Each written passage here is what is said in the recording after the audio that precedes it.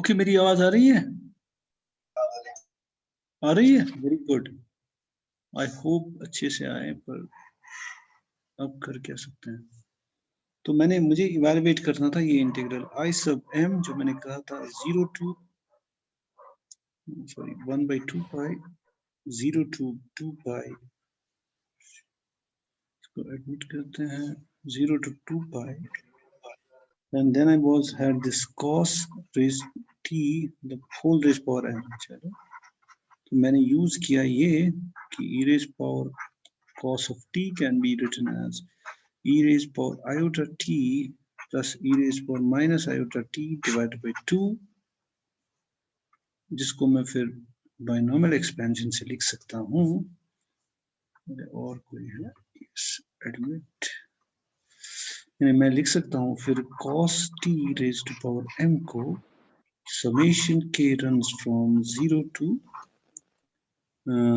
m choose k, and then I would have e raised power iota t whole raised power m minus k into e raised power minus iota t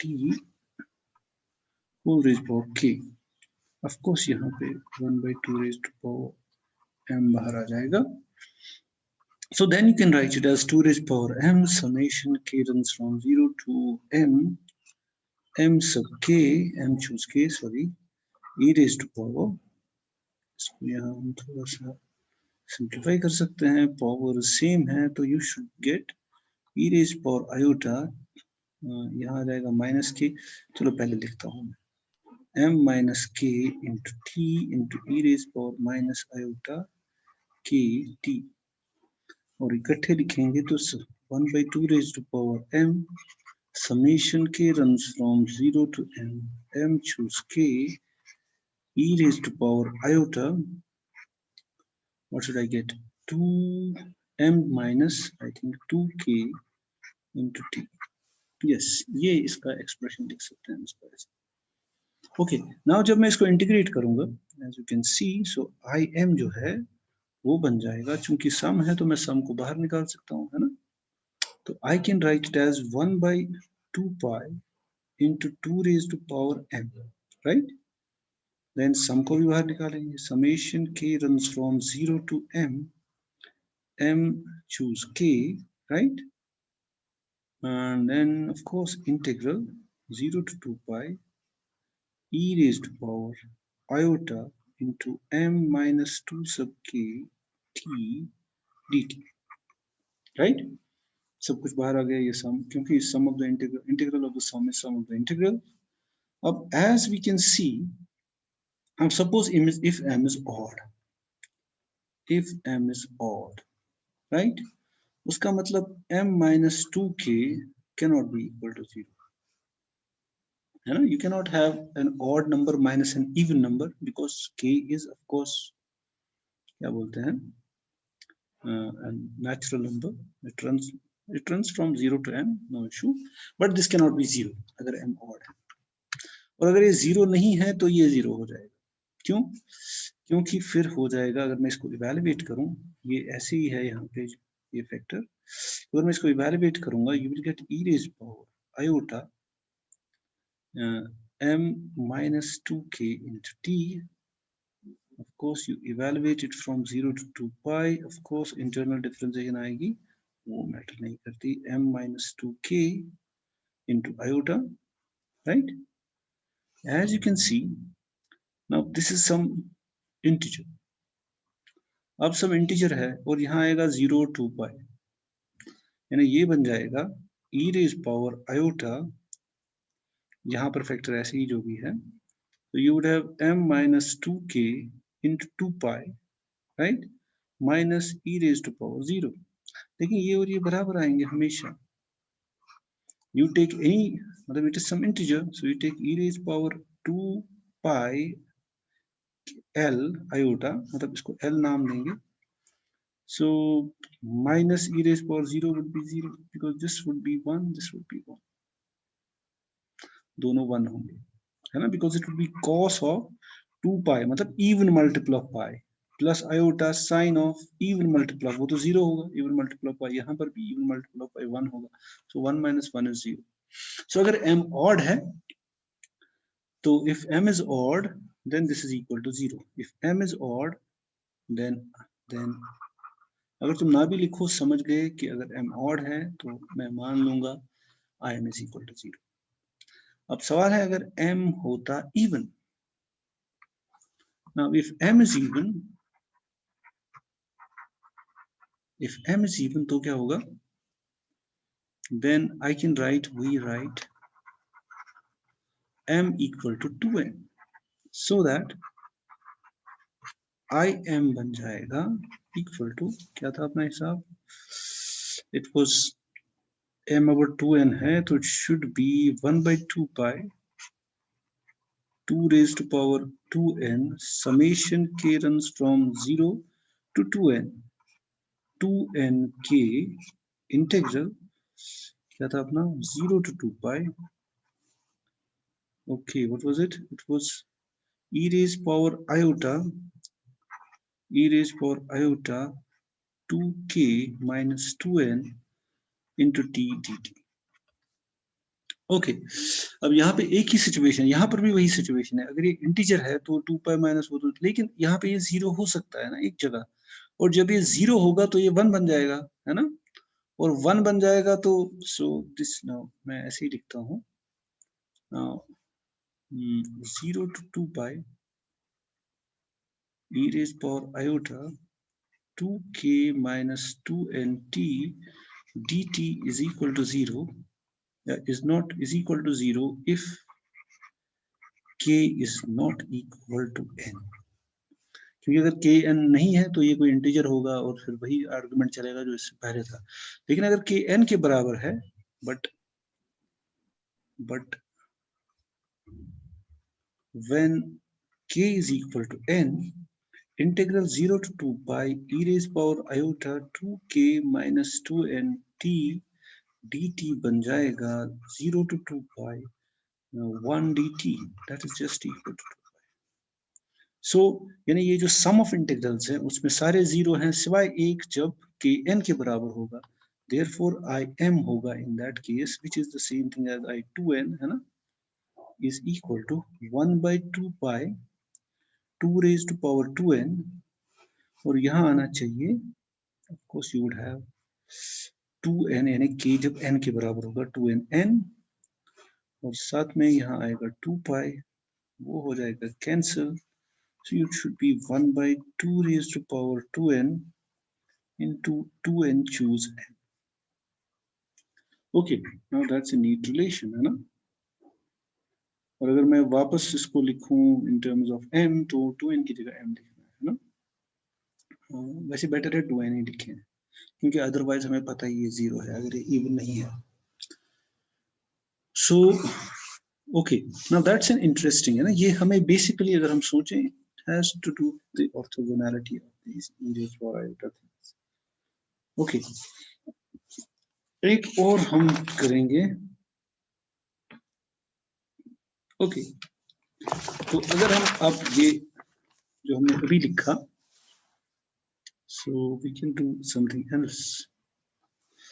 देखो अगर मैं अब ये formula ले लूं cos n raised power t के लिए, तो this is equal to summation k runs from, जो ना हमने अभी किया 0 to infinity 1 by n मैंने लिखा, अब कोई मतलब वहां मैंने m लिखा, लेकिन it should not change anything, है ना, अब तो तुम बड़े हो गए हो.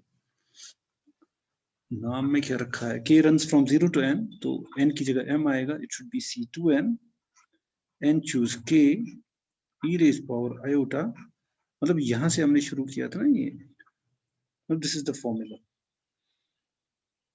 Okay, now what we do is, अगर मैं इसको मान लूं, मतलब मैंने कहा था कुछ, मैंने क्या कहा था, मैंने कहा था कि अगर हम किसी फंक्शन को f of t को लिख सकते हैं summation n runs from minus infinity to infinity some cn e raised to power iota nt, right?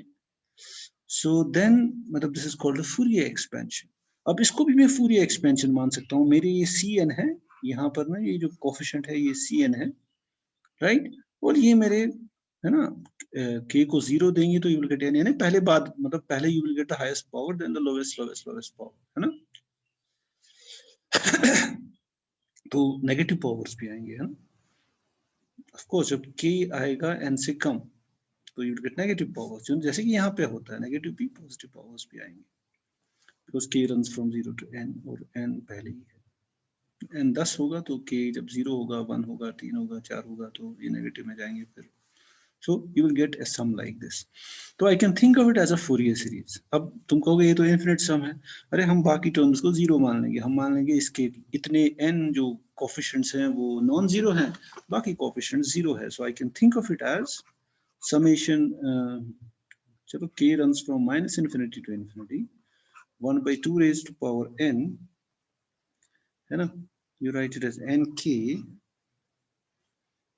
e raised power iota n minus 2t 2k t। मतलब इसमें प्रॉब्लम वाली कोई बात नहीं है, क्योंकि हम ये मान के चलेंगे बाकी जो कोफिशिएंट्स है इसके वो 0 है। मतलब मुझे इस तरह से नहीं लिखना चाहिए था, मुझे यहाँ ये रद्द करना चाहिए था। मैं इसको लिखूंगा as ck, where ck is equal to this thing for k running from 0 to n, and उसके बाद ck is 0 for all n, all k bigger than n। तो इट्स वेल डिफाइंड, मतलब ये इस तरह का सम बन जाएगा।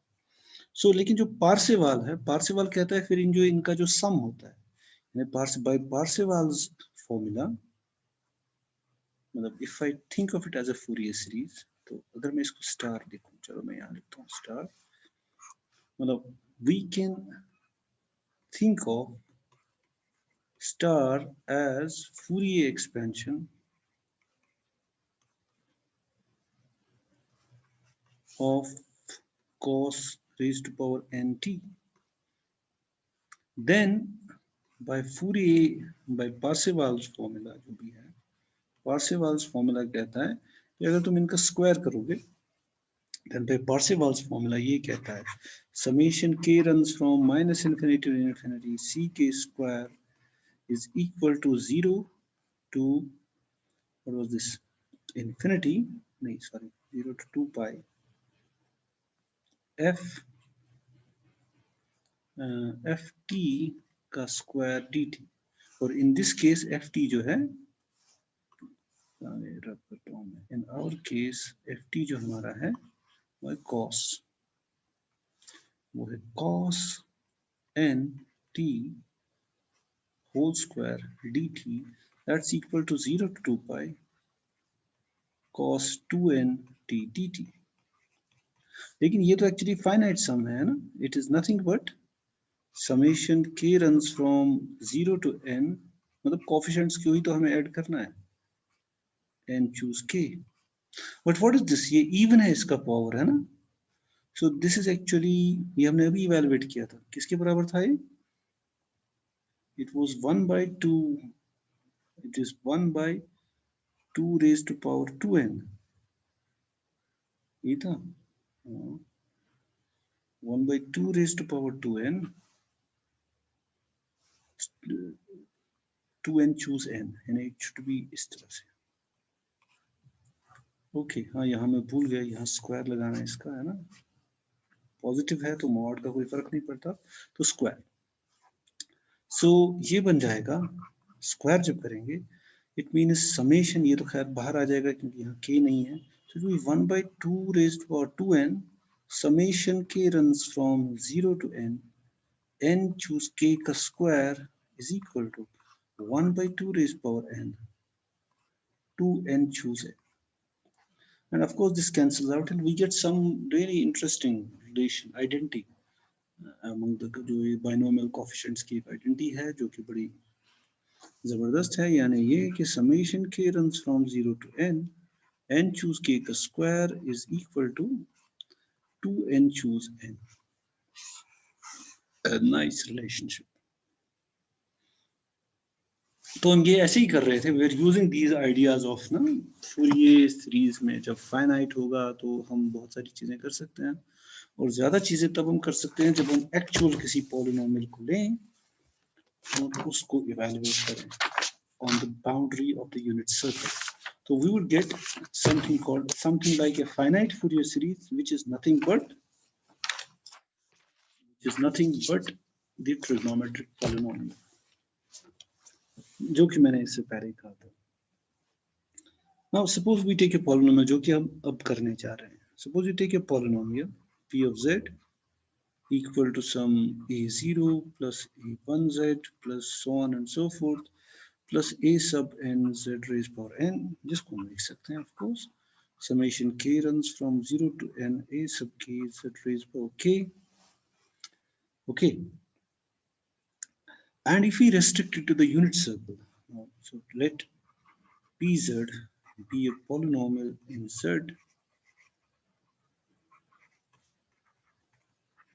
Of course, it's a complex number. Then if we restrict,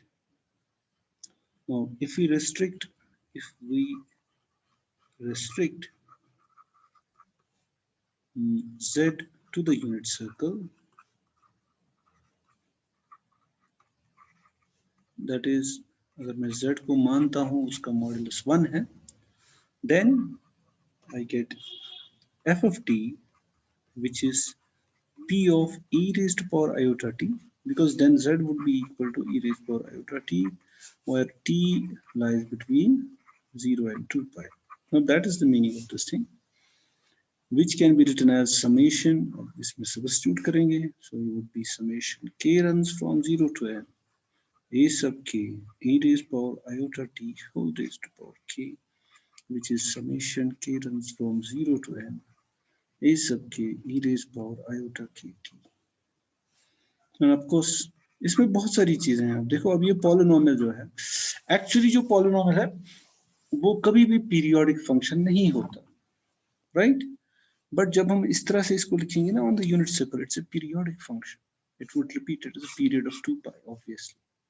लेकिन पॉलिनोमियल में एज जनरल तो कभी पीरियड होने का सवाल ही नहीं, वो तो बढ़ता ही जाता है ना, it goes to infinity as z approach infinity. And this is a trigonometric polynomial of course, है ना. दिस इज, मतलब इसी वजह से इसको ट्रिग्नोमेट्रिक पॉलिनोमियल कहते हैं, क्योंकि वरना इसमें पॉलिनोमियल जैसी तो कोई बात है नहीं.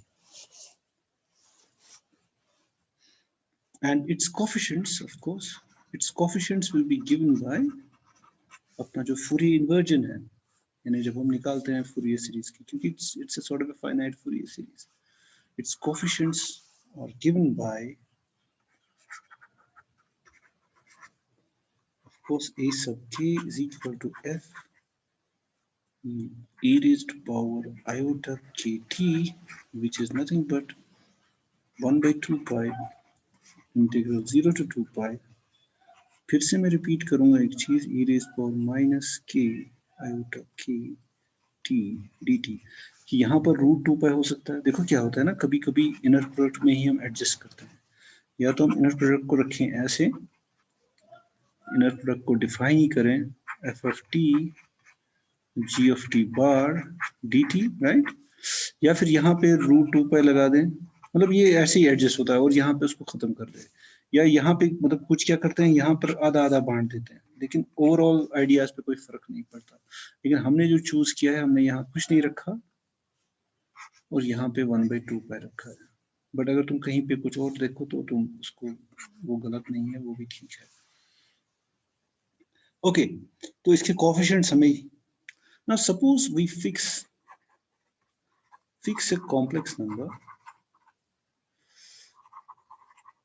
z such that although it is frivolous, लेकिन मैं कुछ बताना चाहता हूँ, mod z less than 1, मैंने एक inside the circle point लिया, then p of z, of course p of z can be written जैसे हम लिखते हैं इसको, summation k runs from 0 to n a sub k z raised power k, लेकिन इन coefficients को मैं इस तरह से लिख सकता हूँ. व्हाई?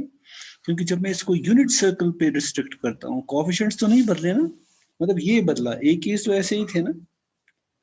मेरी बात समझ में आ रही? तो हम इसको लेबर कर सकते हैं कि जब मैंने इसको यूनिट सर्कल पे रेस्ट्रिक्ट करता किया तो कोएफिशिएंट्स को ऐसे लिख सकते हैं, लेकिन वो जनरली भी कोएफिशिएंट्स को अब मैं सब्स्टिट्यूट कर सकता हूँ ना इन दिस फॉर्म. यानी मैं इसको लिख सकता हूँ फिर summation k runs from 0 to n. I take the advantage that when we restrict it to the unit circle, it becomes a trigonometric polynomial. I can write it as f sub ek, जो भी है e iota kt. Of course, then you have z raised power k. मतलब ये इसका फायदा है सबसे बड़ा. देखो यहाँ पे अब मैं यूनिट सर्कल पे नहीं हूँ, कहीं पे भी हूँ, लेकिन मेरा ये कोफिशिएंट्स है, इसको इवैल्यूएट में कर सकता हूँ just depending upon what the values of the function are on the unit circle. Okay, important points है. Okay, लेकिन उसको मैं लिख सकता हूँ, देखो अब है ना pz, चलो, is equal to summation k runs from 0 to n f, let me write it, e raised power iota kt cos, then I have z raised power k, right? तो अब मजे की बात यह है कि मैं, चूंकि ये इनर प्रोडक्ट है, तो I can take this scalar inside because this is just a number now, है ना? तो for each term this is just a number, this is a complex number. लेकिन मैं इसको इस पे लाऊंगा तो यहाँ बाहर आ जाएगा, मतलब कॉन्जुगेट मिलेगा. लेकिन अगर मैं इसको यहाँ पहले वाले वेरिएबल में लगाऊंगा तो बाहर नहीं आएगा, as you know from inner product spaces जो तुमने पढ़े. यानी I can write it as F into Z के bar E raise to power iota के टी, राइट? ओके, तो अब ये बड़ा ही नीट हमें मिला, और I can just write it as, क्योंकि मुझे पता है इनर प्रोडक्ट क्या है, तो मैं इसको लिख सकता हूँ एज दी जो इनर प्रोडक्ट की प्रॉपर्टी है, मतलब जो डेफिनेशन है इनर प्रोडक्ट की. So I can write it as summation k runs from 0 to n 1/2 pi 0 to 2 pi f of t into इसका कॉन्जुगेट. कॉन्जुगेट का कॉन्जुगेट तो वो खुद होगा, यानी you will gate z rays power k e rays power minus k t t. मतलब ये polynomial है, राइट? और हम इसको ऐसे लिख सकते हैं. और चूंकि sum of the integrals, integral of the sum as you know, so you can write it as 1/2 pi को बाहर रखते हैं, you write it as 0 to 2 पाई. एफ टी का भी सम के साथ कोई कनेक्शन नहीं, you can write it summation k runs from 0 to n z e raised power minus iota t, of course, whole raised to power k dt. Okay, now I can either treat it as a वो भी हो सकता है, should I write it? चलो देखते हैं. Okay, this is what I have now. Now I want to evaluate this sum. Summation k runs from 0 to n z e raised power minus iota kt whole raised power k. So अगर मैं इसको थोड़ी देर के लिए w मान लूं, so it is actually 1 plus w square plus, right, plus w raised to power n minus 1, है ना? Sorry, n, right?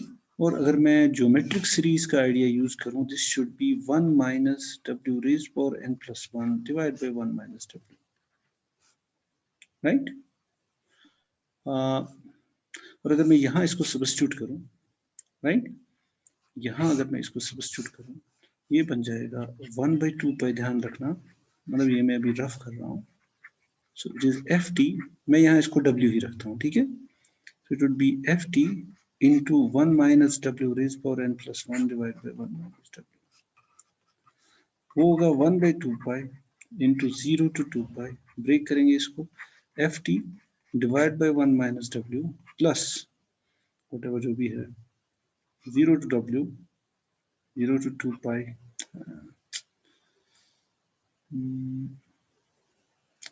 चलो देखो, मेरे कहने का मतलब है, अगर मैं एक टर्म यहाँ ऐड कर देता, क्योंकि आ गया ना wn+1, ये जो हमारी टर्म्स हैं वो wn है. should I write it like this कि तुम समझो कि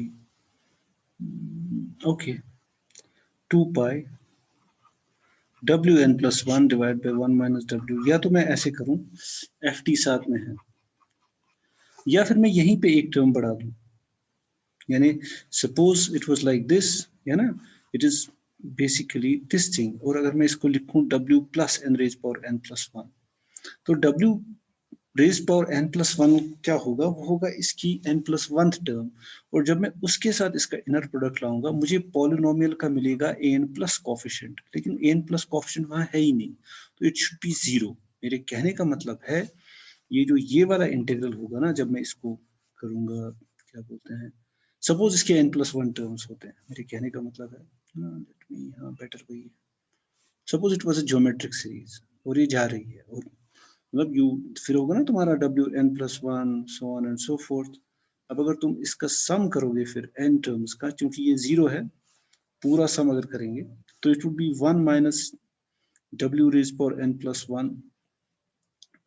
और वो जो इंटीग्रल यहाँ पे आएगा n प्लस 1 टर्म से, I think I wish I could, मैंने क्या कर दिया, okay let me rub it, मुझे लगता है ऐसे ही ठीक नहीं है, ऐसे क्लियर नहीं है ज़्यादा, मुझे लगता है मैं यहीं पे एक टर्म एक्स्ट्रा करता हूँ।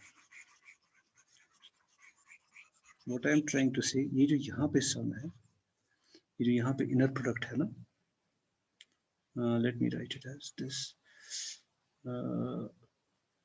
ये जो यहाँ पे ये इनर प्रोडक्ट है ना, what I want to say is f into z के z raise power k plus 1 का bar into e raise power iota k plus 1 का बार, सॉरी n प्लस 1, यहाँ n था, n प्लस 1 t जो है वो बराबर है z raise power n plus 1 into f e raise power iota n plus 1 of t which is equal to a n plus 1, यानी coefficient of z raise power n plus 1 आएगा ना ये Fourier series में।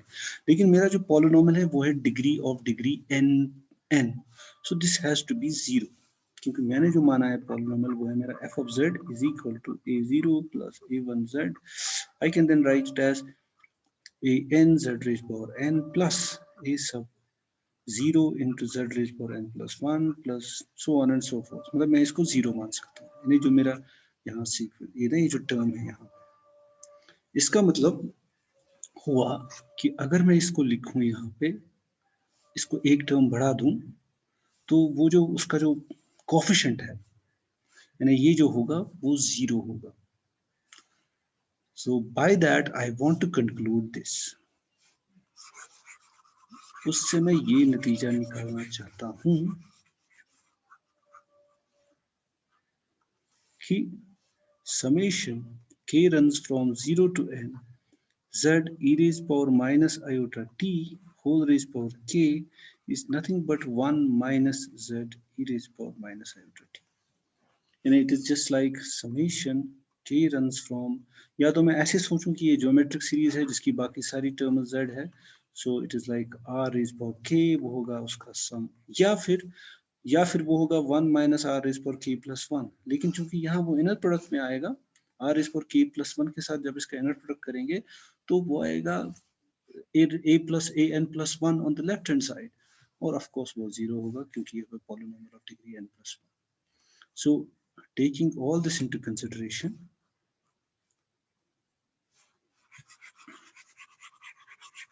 I can write it as 1 by 2 pi, मतलब मैं इसको as a finite geometric series मान सकता हूँ, क्योंकि ये जो मेरा कॉमन रेशियो है आई आल्सो हैव, मैंने ये भी साथ में रखा, और this is equal to mod of z which is less than 1, वो मैंने, मतलब that's a choice but that is not needed because it is just a finite sum. और अगर मैं इसको इनफिनिट सम मानता हूँ तो फिर उसकी टर्म 0 है, तब ये वैलिड है।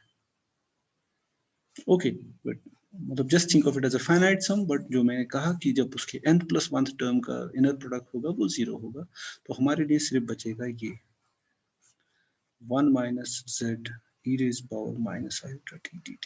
Now this is an important formula for the polynomial, which is actually Cauchy's formula जो तुमने किया है।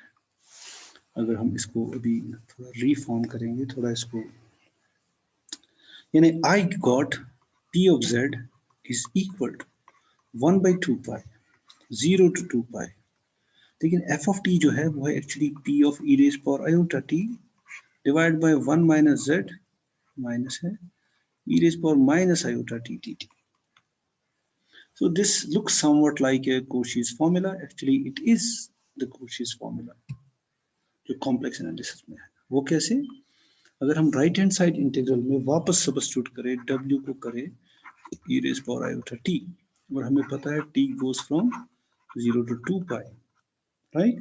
Then उसका मतलब जो है modulus of w is equal to 1, and it of course varies along anti-clockwise as t goes from 0 to 2 pi. ये जो मेरा w है, it goes counterclockwise around the unit circle in one complete rotation. और ये करने के बाद I can also have dw would be equal to iota e iota t dt, which is equal to iota w dw. So you have dt, or dt is equal to 1 by iota w dw, और उसको substitute करेंगे, right? Substitute करने के बाद you should get p of z. जब मैं integral में substitute करेंगे 1 by 2 pi. Of course, integral now would be a contour integral on mod z equal to 1. And what was on the ऊपर क्या था? ऊपर था p of e raised power iota t, तो वो होगा p of z divided by 1 minus क्या था? Z e raised power minus iota t. So it should be 1 minus z e raised power iota t किसके बराबर है? It should be z, तो it should be z w bar I think, है ना? क्योंकि ये था ना माइनस आयोटा टी. अरे यार, हाँ, और डी टी की जगह आएगा D W divided by iota W. बिल्कुल सही. अब हम इसको मल्टीप्लाई करेंगे डब्ल्यू से, और चूंकि डब्ल्यू का नॉर्म 1 है तो डब्ल्यू इंटू डब्ल्यू बार होगा mod of W square that's equal to 1, और डब्ल्यू आ जाएगा यहाँ पे. आयोटा बाहर निकालते हैं, so it be 1 by 2 pi iota integral mod z equal to 1 p of z divided by w minus z dz. और अब ये बन गया एग्जैक्टली वही जो अपना Cauchy's इंटीग्रल फॉर्मूला है. Cauchy's formula, लेकिन it's a specific instance of the Cauchy's formula for a polynomial of degree n over the unit circle.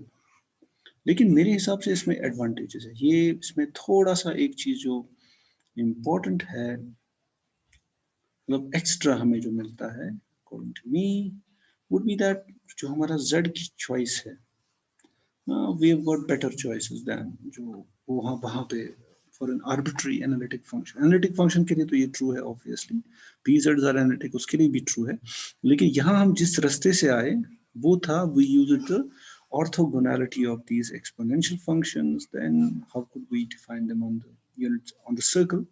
Actually this can be extended, this idea can be extended to any circle of radius r. यहाँ तो radius 1 है. So but I think I should stop it here. ये काफी आज ज्यादा हो गया. हमारे पास 6 मिनट है, एग्जैक्टली 6 मिनट 11 सेकंड. तुम में से कोई कुछ पूछना चाहेगा? I would really like कि तुम कुछ पूछो. मतलब अनफॉर्चुनेटली होता है ना यहाँ पे वो ये जो ऑनलाइन क्लासेस हैं. आमिर सुन रहा है? Yes sir. हाँ, तो अटेंडेंस तुमने कर ली? Yes sir. ओके, ये जरा उस पेज में लिख देना जो तुमने बहुत अच्छे से लिखा है वो. That's very good.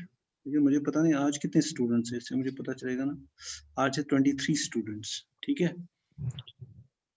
और कोई कुछ अगर तुम पूछना चाहो, क्योंकि मुझे निकलना है. तो anyways, anybody wants to ask any question? ये जो ऑर्थोगोनैलिटी का जो आइडिया है जो हमने किया, it's a very fundamental idea, बहुत काम आता है. तो इन केस तुम कोई इसके बारे में घर पे पढ़ो, इधर उधर से पढ़ो, मतलब मैं इसको क्या बोलते हैं ना, ओवर एम्फेसाइज नहीं कर सकता कि कितना फंडामेंटल आइडिया है ये ऑर्थोगोनैलिटी. और उसका मतलब कितना फंडामेंटल आइडिया है अपना पाइथागोरस थ्योरम। एक्चुअली जब मैंने वो पार्सेवाल आइडेंटिटी की, it is somewhat like generalisation of Pythagoras, मतलब it is the generalisation of Pythagoras theorem to infinitely many dimensions, जो हमने वहां किया था। So orthogonality is a very key idea. हाँ, किसी को कुछ पूछना है? किसी ने अभी किया था अनम्यूट? एनीबडी? तो शुड आई क्लोज इट फिर? ऐसे 2-4 मिनट थे।